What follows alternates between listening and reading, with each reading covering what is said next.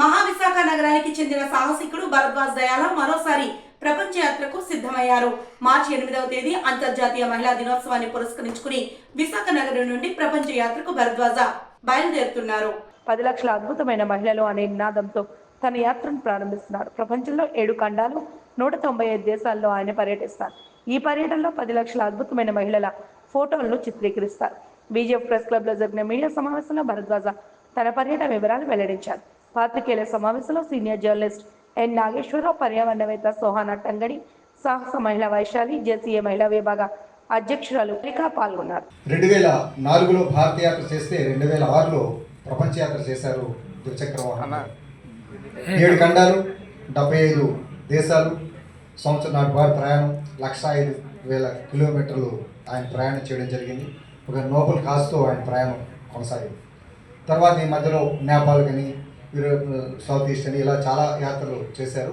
అయితే ఈసారి మాత్రం ఒక ప్రత్యేకమైనటువంటి ఈ ప్రపంచానికి ఉపయోగపడేటువంటి ఒక అంశంతో ప్రపంచ జనాభాని జాగృతం చేయాలనే ఉద్దేశంతో జనాభాలో సగం ఉన్నటువంటి మహిళలను ఒక టార్గెట్గా చేసుకొని వారి అభ్యున్నతికి, వారి యొక్క ఆశయాలకు, ఈ దేశానికి లేదా ప్రపంచానికి మహిళల యొక్క శక్తి ఏ విధంగా ఉండాలనేటువంటి దాని మీద ఆయన యాత్ర ప్రారంభించబోతున్నారు ఉగాది నాడు.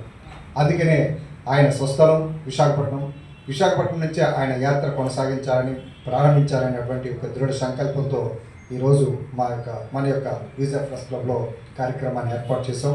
మీ ద్వారా ఈ యొక్క ప్రజలకు తెలియజేసి జాగృతం చేసేందుకు ఈ కార్యక్రమం. ఈ యొక్క విజయ్ ప్రెస్ క్లబ్కి మాకు చాలా సంబంధం ఉంది. మాకంటే నాకు ఎలా ఉంది, మా 2004లో మేము భారతయాత్ర చేసాం ద్విచక్ర వాహనం మీద. ఆయన ఒకటి, నేను ఒకటి. 45 రోజుల పాటు 10,064 కిలోమీటర్లు, 17 రాష్ట్రాలు, 2 కేంద్రపాలిత ప్రాంతాలు, 265 గంటల ప్రయాణం మేము చేయడం జరిగింది బైక్ మీద. ఇదంతా కూడా చరిత్ర. అయిన తర్వాత మా యాత్రని ఈయన విశాఖ ప్రజలకు, నేను విశాఖపట్నంలో ఉన్న పాత్రికేయులకి అంకితం చేసాం. ఇదే ప్రెస్ క్లబ్. మా ప్రయాణం ఇక్కడి నుంచి మొదలైంది, ఇదే ప్రయాణం ఇక్కడే ముగింపు జరిగింది. ఆ యొక్క ఉత్సాహంతో అదే ఆ జీల్తో ఈరోజు మన యొక్క విజయ్ ప్రెస్ క్లబ్లో కార్యక్రమం ఏర్పాటు చేసాం. భరద్వాజ్ దయాల్ గారు, నేను ఈ పక్కన ఉన్న బీటీ కాలేజీలో ఇంటర్మీడియట్ చదివాం 1985-87 కాలం. తర్వాత ఆయన వేరు సెక్టర్స్లో వెళ్ళి ఒక సాహసానికి ఎవరు దిక్సూచి అంటే భరద్వాజ్ దయాల అనేటువంటి స్థాయికి వచ్చారు. ఇప్పుడు ఆయన తాలూకు మాటల్లో పూర్తి వివరాలు. 10 లక్షల ఫోటోగ్రాఫ్స్, అది మహిళలకు సంబంధించి. మహిళలు వివిధ సెక్టార్లో ఉన్నారు. వారు చేస్తున్నటువంటి పనులు, వారు ఈ ప్రపంచానికి అందిస్తున్నటువంటి అద్భుతమైనటువంటి శక్తిని తెలియజేయాలని 1000 అక్షరాలు ఇవ్వలేనటువంటి ఒక సమాచారాన్ని ఒక ఫోటో ఇస్తుంది అన్నది మనకందరికీ తెలిసిందే. ఈయన బేసికల్గా సినిమాటోగ్రాఫర్, అదేవిధంగా ఐటీ సెక్టర్లో ఉన్నటువంటి వ్యక్తి భరద్వాజ్ గారు.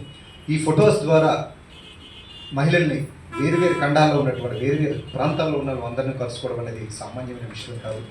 విశాఖపట్నంలో పుట్టి పెరిగాను. ఒక 2006లో ఇలాంటి ఒక ప్రెస్ మీట్లోనే పెట్టి నేను ప్రపంచ యాత్ర చేయబోతున్నాను మోటార్ సైకిల్ మీద అని చెప్పేసరికి విన్న పాత్రికేయ మిత్రులందరికీ కూడా, ఓ ప్రపంచ యాత్ర చేస్తారు అంటే ఓకే, అంటే మీరు ఇండియా అంతా తిరుగుతారండి అని అడిగారు.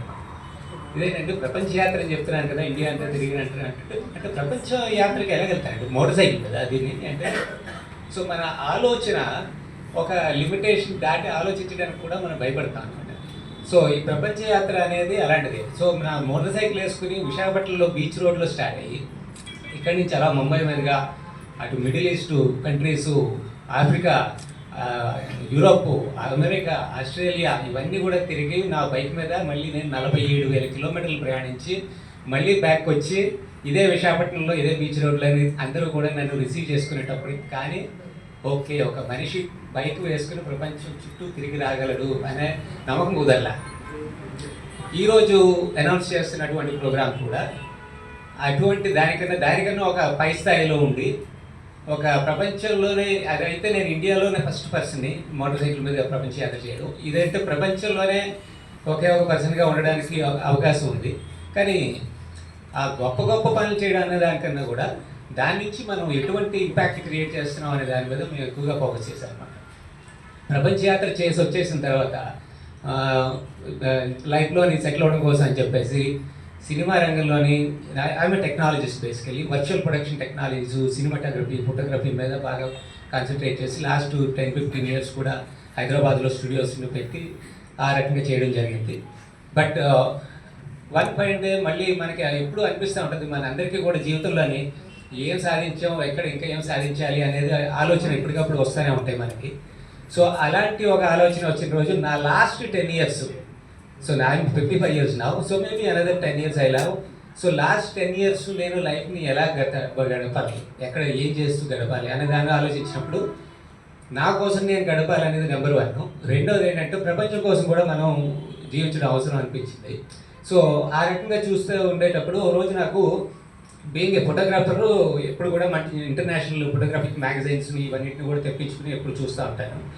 అలాంటి దీంట్లో ఒక డొరథియా లాంగ్ అనే ఒక మనిషి తీసినటువంటి ఒక ఫోటోగ్రాఫ్ని చూశాను. సో మైగ్రెంట్ మదర్ అని ఆ ఫోటోగ్రాఫ్ ఉంటుంది, మీకు ఆన్లైన్లో కూడా ఉంటుంది, మీరు చూడొచ్చు. సో అమెరికాలోని ఉన్నటువంటి ఈ గ్రేట్ డిప్రెషన్ టైంలోని ఆవిడ వెళ్ళిపోతూ తీసి ఒక రోడ్డు మీద ఉన్నటువంటి ఒక మదర్ని, పిల్లలతో, ఒక 3 పిల్లలతో ఉన్నటువంటి మదర్ని తీసిన ఒక ఫోటోగ్రాఫ్ తీసి పెట్టింది. ఆ ఫోటోగ్రాఫ్ని చూసిన తర్వాత మొత్తం ప్రపంచం అంతా ఒకసారి కదిలి ఆ మైగ్రెంట్ వర్కర్స్ అందరినీ కూడా మనం బాగు చేయాలి అనే ఒక ఊపుతోని ఇది చేసింది. సో అటువంటి ఫోటోగ్రాఫ్, ఒక్క ఫోటోగ్రాఫ్ మనకి ప్రపంచాన్ని మార్చేలాగా చాలా ఫోటోగ్రాఫ్లు వచ్చాయి.